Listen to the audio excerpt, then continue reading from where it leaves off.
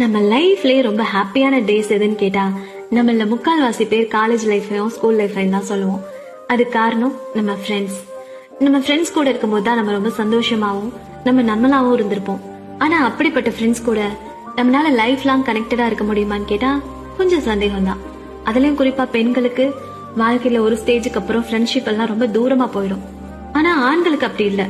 அவங்களுக்கு கல்யாணம் ஆனாலும் சரி ஆகலனாலும் சரி அவங்களால அவங்க ஃப்ரெண்ட்ஸ் கூட டைம் ஸ்பெண்ட் பண்ண முடியும். அவங்க ஒரு 4-5 நாள் ஃப்ரெண்ட்ஸ் கூட சேர்ந்து டூர் போனாலும் இந்த சமுதாயம் அதெல்லாம் ஒரு வித்தியாசமா பார்க்காது. ஆனா இன்னும் சராசரியான சில பெண்கள்னால இது ஈஸியா பண்ண முடியறது இல்ல. இன்னைக்கும் நிறைய ஆண்கள் தன்னோட மனைவியோ காதலியோ தன்னோட ஃப்ரெண்ட்ஸ் கிட்ட பேசுறதுக்கு நிறைய ரெஸ்ட்ரிக்ஷன்ஸ் போடுறாங்க. நம்ம லைஃப்ல எல்லா விஷயத்தையும் நம்ம குடும்பத்துல இருக்கவங்க கிட்ட சொல்லிட முடியாது. நம்ம சுக துக்கங்களை பகிர்ந்துக்கிறதுக்கும் நம்ம சந்தோஷமா சிரிச்சு பேசுறதுக்கும் நம்மளுக்கு தெரியாத விஷயங்கள்ல ஆலோசனை கேட்கறதுக்கும் ஒரு நல்ல நட்பு வட்டமும் ரொம்ப அவசியம். இது இயல்பா ஒரு ஆணுக்கு ஒரு பிரிவிலேஜா இருக்கும் போது பெண்ணுக்கு மட்டும் ஏன் இந்த சுதந்திரம் பறிக்கப்படுது? இத பத்தி நீங்க என்ன நினைக்கிறீங்க அப்படிங்கறத